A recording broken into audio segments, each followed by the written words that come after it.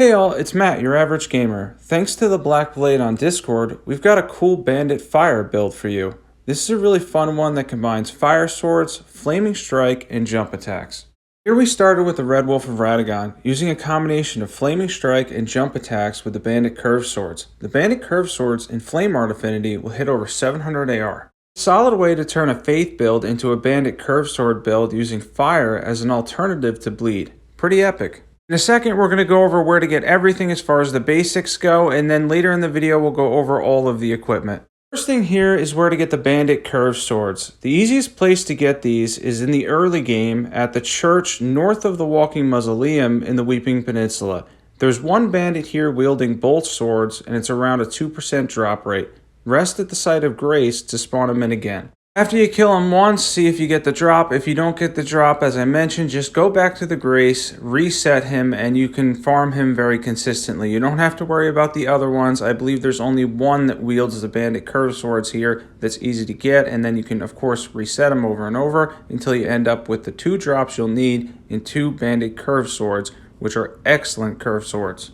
Here it is on the map here, and this is very easy to get in the early game, and you can't go wrong with these swords. So if you're just starting out and you're looking for a good weapon, the Bandit curved swords are an excellent choice for you.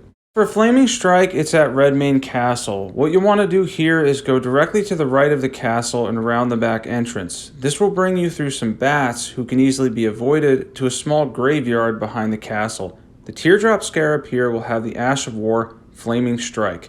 After that, put it in Flame Art Affinity to make the best out of this fire and faith combination build. Now this is another one, by the way, that you can get fairly early in the game. You can actually go to Redmane Castle and Caelid very early. As far as the Radon Festival and all that, that won't start until you're at the Altless Plateau. But before then, you can cross the bridge if you can get across it, go around the side, get Flaming Strike and a powerful Fire Ash of War, and something you can grab, as I mentioned, relatively early. Here it is on the map here for this one in Redmane Castle, on the outside of Redmane Castle in Caelid, and you'll have to cross the bridge to get there. And once you cross the bridge, as I mentioned, go around there and you can grab it. Time to start a new journey. As I was at the end of the game on this character, we are currently going into Journey 20 on my most used character on YouTube. Quick side note though, if you see a link in the description below for ExpressVPN, it's the awesome VPN service I've been using lately. There's a discount link in there as well as 3 extra months free. There's also a link for Amazon, and anytime you shop through these links, you can support the channel as well. I'm currently in the process of finally saving up to build my own PC.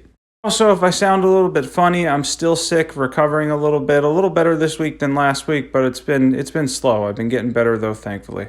Back to the Tree Sentinel with this extremely fun and versatile build. After we've taken him down, which is going to be fairly easy to do, it'll be time to take on other bosses, test a combination of fire, Bandit curved swords, Flame Art, and Flaming Strike. And the Tree Sentinel definitely is going to take a lot of damage to these jump attacks in combination with the Flaming Strike Ash of War, which is a very powerful fire Ash of War. Again, the combination here is what we're going for with this build, to kind of just destroy every enemy with fire and faith.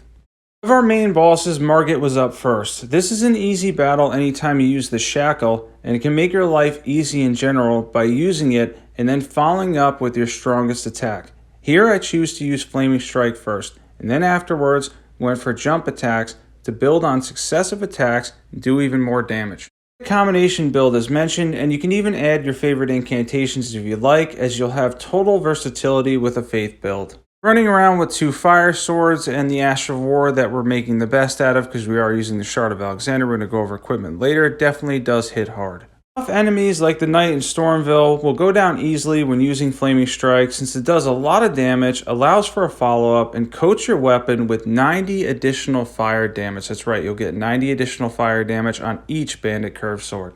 Godrick was next, and although he's tankier here on New Game Plus 7, having 20-something thousand HP, it's not going to matter much. Here we'll opt to use our combination again.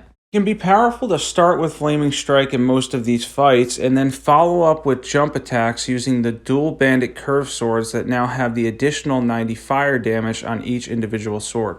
This is a fun alternative to bleed and works well to take down bosses, plus we get to use a cool Fire Ash of War and stay focused on Faith as our primary stat. Flame Art itself is excellent when doing Faith builds, as you can put many different weapons in Flame Art with high Faith and you'll get great damage and AR in return. Godrick's going to go down easily, as he often should, but the combination of jump attacks, flaming strike is really powerful. By the way, the Discord in the link below, if you need help with anything, if you're new, definitely be sure to join that. There's over 500 people in there. It's been an awesome growing community, and definitely hit that subscribe button too. If you don't want to miss out on the latest Elden Ring builds and content, we're going to continue to grow the channel and keep moving on with awesome Elden Ring stuff, and I cannot wait. Next one up here, I took on the Dragon and Liurnia of the Lakes as I wanted to fight something a little bigger than our initial enemies. The concept here is the same, as we'll be using Flaming Strike initially, kind of always initially, to get that damage in and to get the coat to make sure we have the coat on both, while mixing it in with the jump attacks. By the way, all the info in the build is in the description below, as I put everything below the video in the description to kind of make it easy to follow as far as what items you need and all that stuff. So anything you need is always going to be right there in the description. If you need to look up or find anything, they're all there for the entire build and setup. Markets that run around won't be an issue here because we're able to maintain close to 30 endurance, and we've also got over 51 poise and 60 vigor. This build allows us to spread points around more because we've only got to focus on faith for damage, which is pretty awesome in the end. It gives you a lot of versatility to put points elsewhere and a lot of variety at level 150. Down goes that dragon, not too hard, nothing's been too challenging yet. It's mostly early game bosses, but it still is new game +7 after all. Now on to NPC enemies. NPC enemies can be a little troublesome, but not too much to worry about with a build like this, as we can use Flaming Strike and follow up with the needed jump attacks. Fire damage is fairly good across the board in Elden Ring, so enemies won't give you too much trouble. Be careful of the specific NPC though, as he may be able to parry certain Ashes of War. As far as the next clip, it's going to be significantly easier. This NPC can always be a little bit on the tougher side. And keep in mind, any Ashes of War that are physical damage or anything that he can parry, he may parry, so be careful and be wary of that. As far as the next clip, Anastasia, it was obviously much easier, as I knew exactly where she'd spawn in, right in front of the church before Caled, so I was able to buff beforehand and then go to battle. I'll explain the buffs later in the video, as everything is timestamped as always for your convenience. The Caled version of Anastasia is one of actually 3 invasions. That's going to be her easiest form, so she's not going to do a ton of damage even on New Game +7, and she's not going to have a ridiculous amount of health. Her Mount Gelmir and Consecrated Snowfield versions are going to be more difficult. Rennala was next, and her final main boss for this video. After you dispose of her helpers here, she can be really easy to beat with jump attacks of any kind. The first phase often goes quickly, as you only have to focus on doing damage without the risk of getting much damage to you in return. Phase 2 is especially easy, as she has incredibly low poise. We're going to get to that in a second, as you're able to pressure her and do consistent amount of damage. But the first phase for Rennala is always easy. She doesn't actually attack you, you just have to worry for things falling and such in the arena, and then obviously the enemies that are on the ground, but there's not too much to worry about there that can really chew your HP down. Now as far as getting close to her, she has low poise. If you pressure her consistently, you can basically deplete her HP with a series of jump attacks, and she won't be able to do much.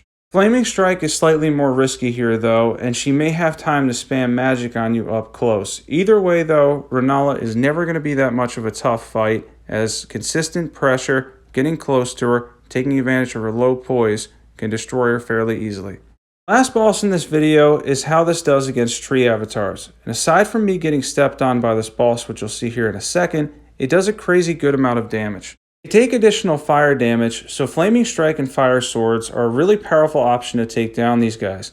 Keep up the pressure, and the only thing you should focus on defensively is the Rot, in which you'll either want to go behind them directly or run far away. Rot can deplete your HP bar very quickly, so definitely be focused on that. That's the one thing you're going to want to avoid here. But in short time, you can crush any tree avatar in the game with fire, given the fact that they take so much additional fire damage. So keep the pressure up, and you'll take them down with ease. Mobs were up next, as we'd be fighting them to the best of our ability using Flaming Strike and our Fire Swords again. They're really easy with this build and setup, as Flaming Strike tends to go right through them for a significant amount of damage. You'll have no trouble facing mobs with this build and setup, and I'll even go as far as saying this is going to be really easy for you when it comes to mobs or regular enemies in Elden Ring. By the way, if you followed me to this point, definitely hit that subscribe button.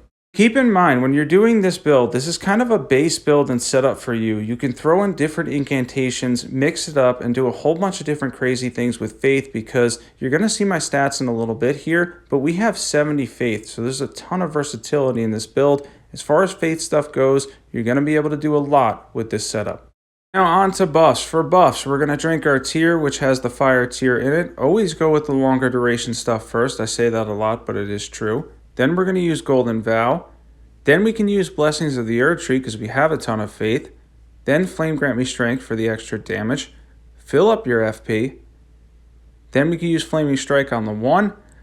Then Flaming Strike on the other. And we have 2 fire swords with around 700 AR. Does a ton of damage and a really fun and powerful Ash of War. Let's get into equipment. Equipment, we have 2 Bandit Curve Swords plus 25 with Flame Art Affinity and Flaming Strike. We're using the Erdtree Seal because we're faith-based, so why not? It's a great seal to use. Random set of armor on. Shard of Alexander, Claw Talisman, Rotten Wing Sword Insignia.